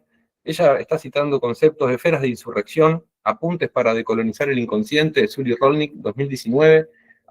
Es muy bueno porque creo que la pandemia lo que hizo es poner la aceleración a estos diagnósticos, o sea, le dio mayor entidad, y simplemente por esto que marco en Santa Fe, de que no es propicio pensar que la pacificación, la militarización, castigar a los presos de un modo erótico, no sé cómo llamarlo, de un modo masoquista, no es una buena línea. Ya está editado el Laboratorio Favela, Violencia y Política en Río de Janeiro, que son los textos discursos de Marielle Franco, que también uno también ve ahí la violencia expresiva de que un poder acontece y busca un cuerpo y pone una marca para todos, ¿no? No se puede pensar en esa condición, no se puede hacer esa micropolítica. Bueno, tenemos los libros, las palabras para seguir pensando. Laboratorio Favela tiene completamente que ver con lo que pasa en Río, es un tema muy complejo. Yo solamente quiero marcar que me puse a escuchar a uno de los capitanes de la BOPI, que es las Fuerzas Especiales, me hizo acordar completamente al capitán Nascimento, que está en Tropa Élite 1 y 2, hace ya muchos años, es una forma de pensar. Él diferenciaba seres humanos de criminosos a la periodista y le decía que si son criminosos no hay problema en que mueran, que es justamente lo que hay que repensar, pero en ningún momento dudaba del sentido común. Por eso marco esto de la hoguera para quemar seres humanos. No estoy defendiendo para nada el Escuadrón Vermelho ni el PSC, nada que ver, no lo romantizo para nada, pero son efectos de represiones anteriores. En la hipótesis del Escuadrón, del Comando Vermelho, es Comando Rojo porque esas tácticas de guerrilla las consigue en la cárcel común en la época del golpe militar, que por leyes diferentes de Argentina en esa época, no solo están vivos los presos políticos y en una cárcel, cosa que para nosotros ya es raro, sino que están en la cárcel común y hay unos saberes que justamente en la cárcel se trafican, en donde cuando esos presos van saliendo de la cárcel ya tienen un sistema de guerrilla de cómo operar. Es una historia increíble y muestra cómo esa facción, que es completamente actual, es un poco el sistema circulatorio de las mercancías que no legalizamos. El prohibicionismo, si hay algo que garantiza, es volver cualquier droga una mercancía valiosa. Cuando siendo en forma de planta y de producción local y de armando redes de consumo, no tendría que tener ninguna de esa incidencia. Hay que hacer un esfuerzo muy grande, sobre la cocaína no sé, pero sobre todo para que la marihuana esté relacionada con algo mortífero. Bueno, hay que hacer una historia de la esclavitud y del provisionismo para que la marihuana esté relacionada con la muerte. Bueno, eso. Gracias. Muchas gracias, Silvi, gracias, Álvaro. Y podría también engancharme y decir las reflexiones, las anotaciones que fui haciendo, pero me parece interesante que abramos micrófono. Hubo algunas intervenciones, preguntas por chat, y que nos demos este momento para aquellas personas que estén ahí pensando en algo, quieran compartir, bueno, podamos armar esta ronda de palabras. Nos quedan los últimos minutitos, así que animémonos a participar y a compartir.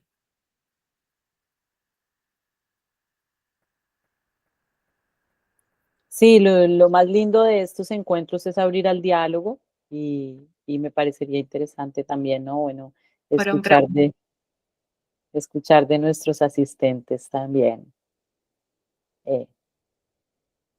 Ideas, opiniones, preguntas.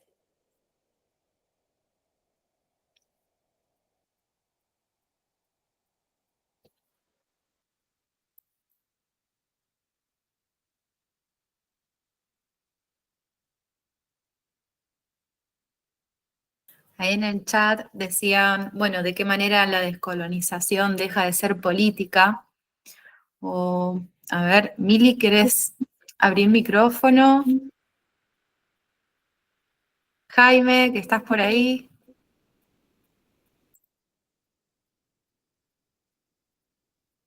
Ahora se pusieron tímidos, tímidas. Bueno, ante el tema de la descolonización, dejar de ser política. Ah, Mili, ahí estás. ¿Quieres hablar?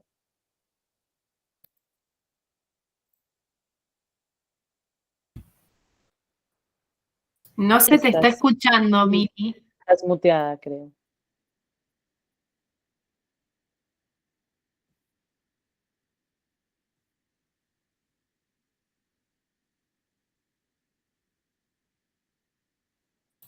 Si no se te escucha, Mili, quizás sean los auriculares.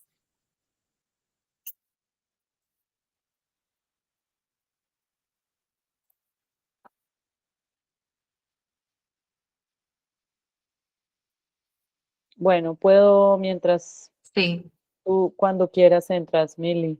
Em, bueno, yo creo que siempre hay un gran riesgo de que se despoliticen las luchas, ¿no? Y es algo que nos ha pasado, por ejemplo, con la reducción de daños. La reducción de daños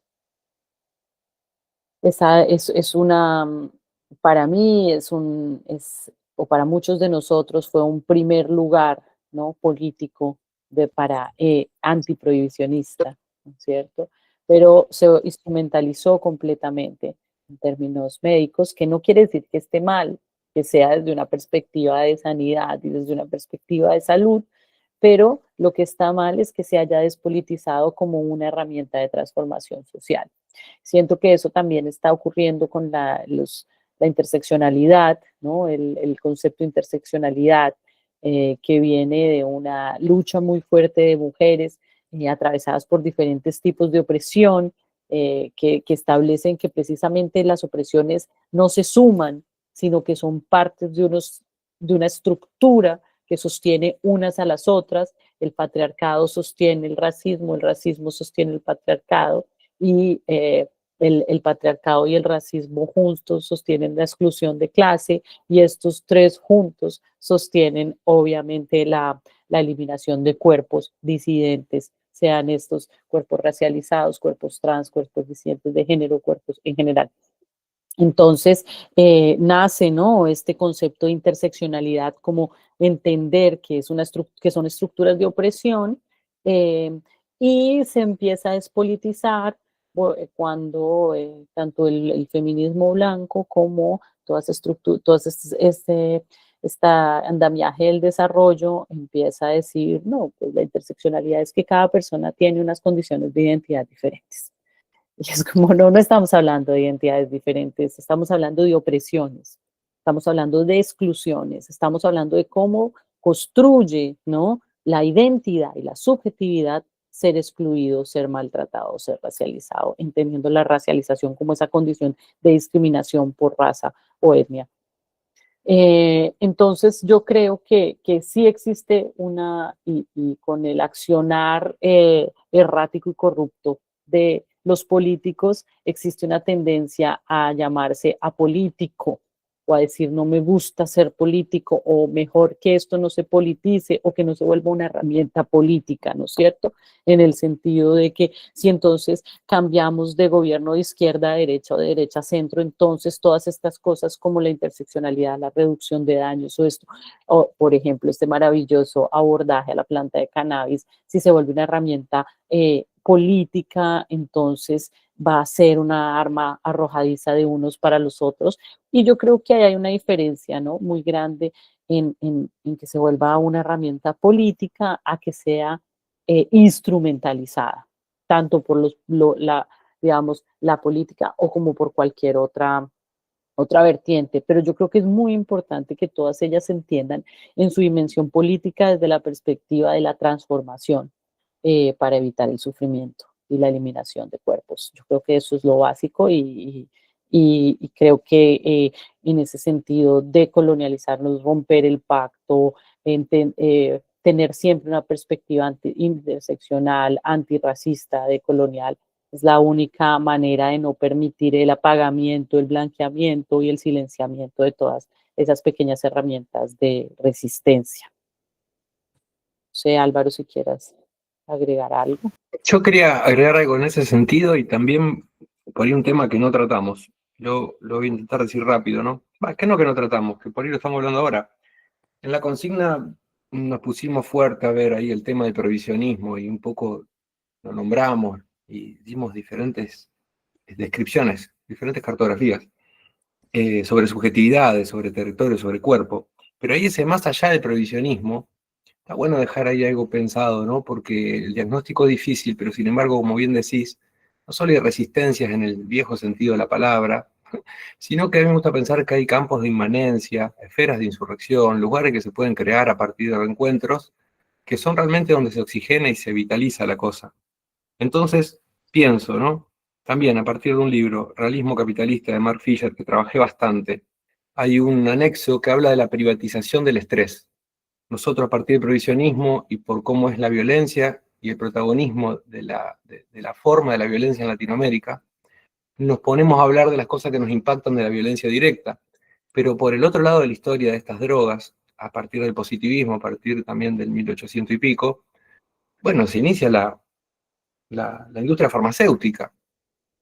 Cuando era pandemia en Argentina se hizo un impuesto a las grandes fortunas, que fue por única vez.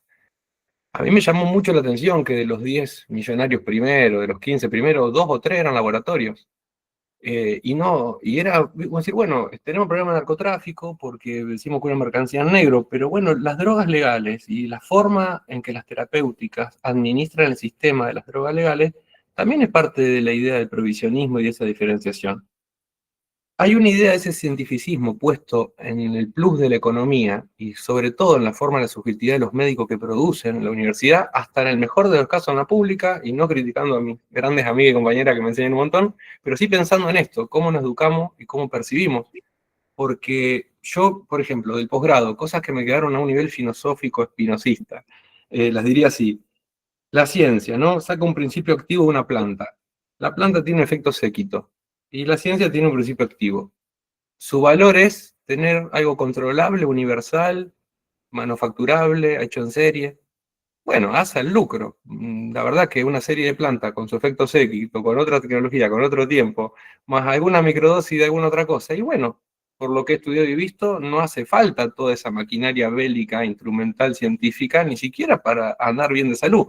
En mi trabajo precario del curso de posgrado, un poco intentaba decir que otra política de droga en general, desarmando el provisionismo, que aún no podemos tener imágenes de cómo sería tal vez una vida sin eso, tal vez no solo no necesita el sistema de narcotráfico, no necesita la mitad de la farmacia, tal vez la mitad de las terapias, porque si se entraría en conexión de otra manera con esa potencia de las plantas, ese agonismo parcial, yo no tengo una clase de bioquímica, contra ese agonismo total, ¿no? La idea obsesiva de controlarlo todo y suprimirlo todo a voluntad, niega el hecho de que el agonismo parcial con el efecto séquito de la planta tiene efectos benéficos inesperados, singulares diría yo, no universalizables. Y eso para mí es un dato que une a ese otro problema de resistencia que hoy no tratamos tanto, que es como la revolución molecular. ¿A qué nivel tenemos que pensar a dónde insiste la lógica capitalística? Por ejemplo, sistema endocannabinoide en relación a los intestinos, que vamos a trabajar en relación a la Ayurveda, y yo tal vez en relación a la filosofía china, a las prácticas de una forma de vida más o menos serotoninérgica, que llevando a cabo una serie de prácticas diferentes, no modernas, tal vez se logran muchísimo mejores efectos que con los mejores psicofármacos, las mejores terapias, los mejores hospicios. Y eso es algo que en el fetiche de laburar la violencia directa, no laburamos esa pequeña lugar de dependencia micro, molecular.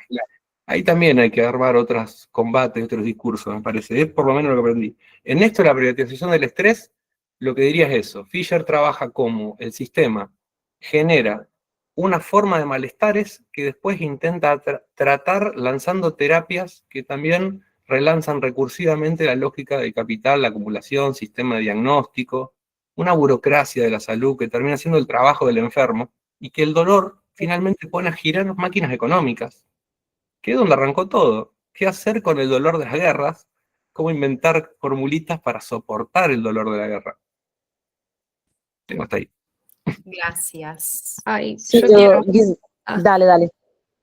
No, me quedé pensando en la pregunta que había hecho Mili y quería traerlo un poco también a lo cotidiano y a pensar cómo existen esas estrategias o cómo podemos crearlas, porque tenemos un riesgo muy grande de que estas lógicas colonialistas, extractivistas, calen en nuestra práctica. De hecho, somos médicos egresados de una universidad y hasta qué punto, ¿no? En el nombre de la salud y en el nombre de la seguridad, solo se nos habilita a prescribir productos que vengan de la farma, y bueno, de alguna manera Argentina sorteó esa situación en su legislación, pero se pone en juego hasta la moral médica, ¿no? En algún punto, si vamos a acompañar o no con un producto artesanal, y por qué no deberíamos dar un producto artesanal poniendo en el discurso que son más inseguros, que desconocemos de dónde provienen. y no generar tal vez la posibilidad de empezar a pensar o acercarnos a ver de dónde provienen, quién está produciendo ese aceite de cannabis artesanal. Entonces, pienso que puede ser una forma desde nuestro lugar de profesional de la salud de abrir un poquitito más la mirada y a animarnos a pensar la salud de otra manera y sobre todo esta posibilidad que nos trae la cannabis, ¿no? Que se segmenta como la molécula aislada, pero ya la industria hizo esto, la axiomática que dice Álvaro de sacar un producto que es full spectrum, ya eso también lo incorporó la industria. Pero bueno, tenemos la posibilidad todavía de persistir en el autocultivo, en el cultivo asociativo, como una práctica, ¿no? que nos permita no estar tan colonializadas. Claro, y yo considero que eso en el corto plazo, ¿no? Muy importante, pero pienso además que esa práctica en el corto plazo y en lo que permite hoy la legislación es precisamente la semilla para empezar a transformar ese epistemicidio que aniquila precisamente ese saber cuando lo pasa únicamente a lo farmacológico. O sea, igual toda la historia de los fármacos viene del mismo lugar. Los primeros médicos sacaron de las plantas, ¿no? O sea, las sustancias vienen todas del mismo lugar.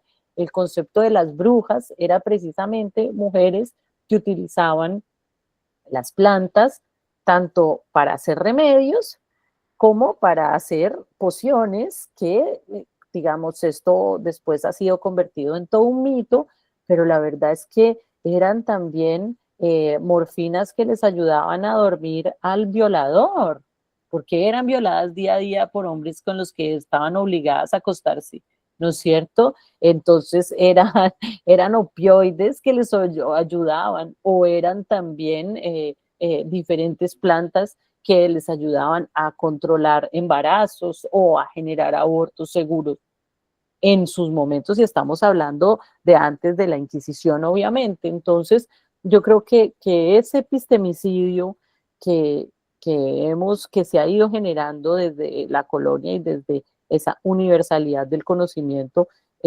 con este ejercicio de la planta de cannabis es como el primer paso y que se está dando con todas las plantas o con muchas plantas entendidas como plantas sagradas o plantas psicodélicos, patógenos, pero me parece que también es importante no hacer una distinción especista entre lo que es natural y lo que no, porque siguiendo los informes de la Organización Mundial de la Salud, el 85% de las personas que consumen sustancias ilegales no tienen problema con las sustancias. ¿Sí? Y yo creo que eso es bien importante de tener en cuenta en esta narrativa de que entonces las drogas, ¿no? No se pueden descriminalizar o no se pueden regular porque es que hay personas que se vuelven adictas y se mueren y dañan a los demás y bueno, toda esta narrativa. El 85% de las personas que consumen alguna sustancia no tiene problemas con ella, o sea, la puede consumir y seguir con una vida completamente normal y funcional. Y cuando vamos a ver ese 15% que tiene problemas, adivinen que el problema no es la sustancia, el problema es la pobreza, el problema es la falta de hogar, el problema es una condición de salud mental no diagnosticada en altísimos porcentajes, porque si las personas que están sistemáticamente empobrecidas les queda difícil diagnosticarse una diabetes, ahora imagínense diagnosticarse una bipolaridad, diagnosticarse una esquizofrenia o cualquier alteración de salud mental. Entonces, cuando vamos a ver ese 15% de personas que generan procesos problemáticos o perjudiciales a partir del consumo de sustancias no legalizadas o legalizadas, porque recordemos que también hay, ¿no? Ribotril y demás, por ahí todas las que queramos hablar, tiene que ver mucho más con las condiciones que subyacen su forma de vivir, más que con la sustancia per se.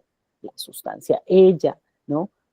No genera esta distorsión. Entonces yo creo que cuando hablamos precisamente de descolonizar, de acabar con el epistemicidio y de hacer una transición al prohibicionismo, yo creo que es eso, entender que las sustancias han existido históricamente para darle a las personas un beneficio. Nadie consume una sustancia para hacerse daño.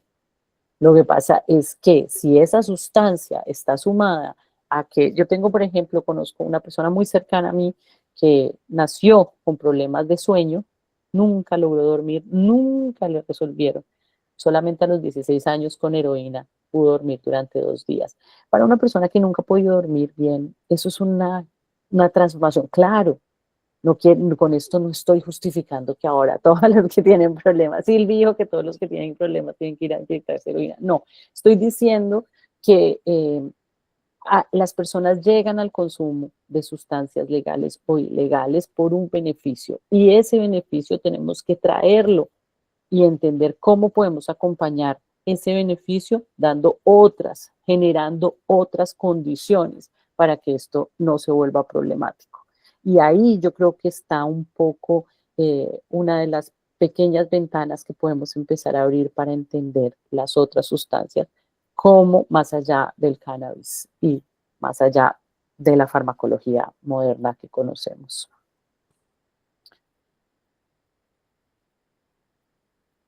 Muchas gracias. Qué interesante. Estaría una hora más, pero estimo que estamos todos llegando al final.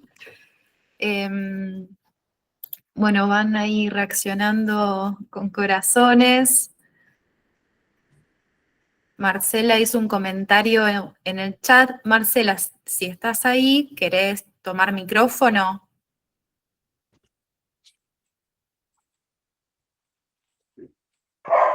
Hola, hola, ¿me escuchan?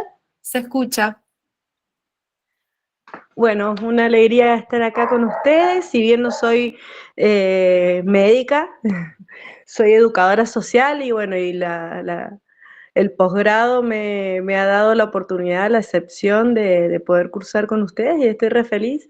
También soy cultivadora, encargada de cultivo de la planta y bueno, me, me, me, me toca de cerca toda esta temática. Ahí Silvi, la verdad, una genia, Álvaro también. Un gusto escucharlos. Tengo una hija víctima de femicidio y justamente, sí, justamente atravesados por también daños colaterales de estas sustancias, ¿no? Bueno, de la cocaína específicamente. A través de su marido, ¿no? Del que era su marido. Así que bueno, estoy conmovida. Te Solo eso, abrazo. gracias. Te abrazo desde la distancia. Creo que son estos momentos cuando alguien trae a colación la vivencia real, ¿no? Y vívida, ¿no? De lo que implica, de lo que estamos hablando, que para mí abrir estos espacios tiene todo el sentido. Y me encantaría estar más cerca para que el abrazo fuera piel con piel, cuerpo a cuerpo y Gracias, Silvi. decirte, no, decirte que la lucha es por, ¿cómo se llamaba tu hija? Giselle Melanie Páez. Bueno, esta lucha es por Giselle Melanie Páez y Gracias. es por ella y creo que la fuerza que nos da a quienes, bueno, yo tuve que salir de Colombia exiliada por esta lucha y la fuerza la encuentro en precisamente en las personas, las mujeres que han tenido que sufrir esta guerra que se nos mete por las rendijas, que se nos mete por todos lados y que no sabemos cómo por dónde va a impactar. Entonces, que por favor siente mi presencia, mi brazo de lucha levantado por ella y por todas las personas que han caído y que está presente y estará siempre presente. Gracias, Silvi. Gracias. Gracias, Marcela. Gracias, Silvi, por Gracias. tus palabras. La guerra contra las drogas es una guerra contra las personas. Creo que esto es lo que queda, el eco de la resonancia que queda y las preguntas que nos podamos llevar en relación a pensar cómo descolonizar nuestras prácticas, bueno, nuestro inconsciente, nuestro deseo, cómo romper este pacto colonial. Y esto último que traía también Sofía, como la organización, la participación de las organizaciones sociales que reivindican lo colectivo, que reivindican el acceso a los derechos. Así que bueno, con estas reflexiones y con estas conmociones, creo que estamos para cerrar. Agradecerles a cada uno de ustedes por la presencia, por animarse a interpelar, a escuchar estos temas que nos incomodan, que no sabemos muy bien para dónde, pero acá estamos para seguir pensando. Les recordamos que está el mail del posgrado, por si quieren hacer una consulta. Fueron preguntando dónde quedará colgado esta grabación. Va a estar después podemos informar mejor, pero en el canal de YouTube del posgrado va a estar seguro. Así que cualquier cosa nos comunicamos a través del mail para ir afinando esa comunicación, los certificados y demás. El mail del posgrado es posgradocannabis.unr@gmail.com y ahí les paso las palabras a mis compañeras. Antes de cerrar, Sabri, yo quería, bueno, agradecerles a todos los asistentes. Muchas gracias por darnos la posibilidad de escucharnos. Les agradezco mucho dejarme entrar, ¿no? en su día para compartir estas palabras. Acabo de poner en el chat mi correo electrónico y mi número de WhatsApp. Estoy más que disponible para continuar estos diálogos, para continuar estos encuentros, para construir y tejer colectivamente. Así que cuenten conmigo como una aliada para continuar. Y felicitarlos a todos los que están haciendo parte de este posgrado y de este movimiento, porque somos pequeñas personas en pequeñas partes del mundo haciendo pequeños cambios, lo que podemos en algún momento decir que se dio ese pedalazo. Y muchísimas gracias a mi codisertador Álvaro, que hizo de esta charla un maravilloso encuentro. Entonces, muchísimas gracias.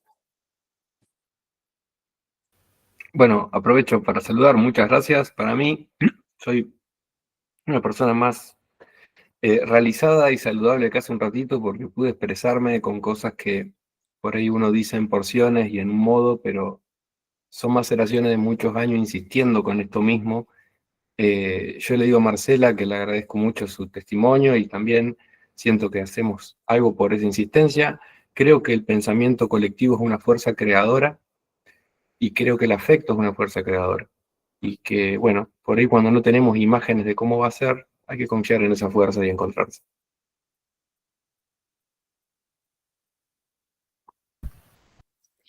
Bueno, y para cerrar, agradecerle a Sabrina Pimpinela que insistió con esa fuerza creadora de este seminario, de este encuentro.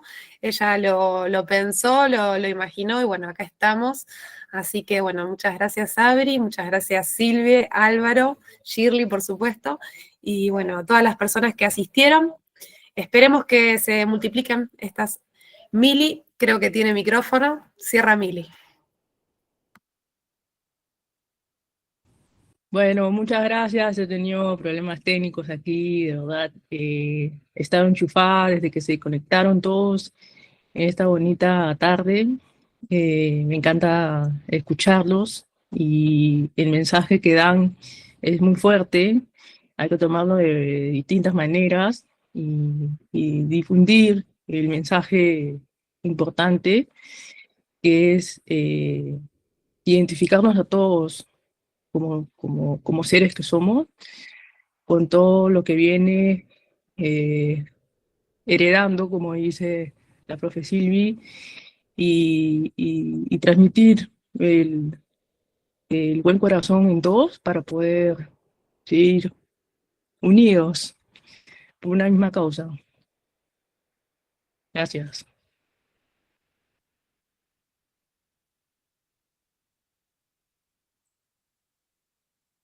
Bueno, gracias a todos y a todas quienes fueron saludando en el chat.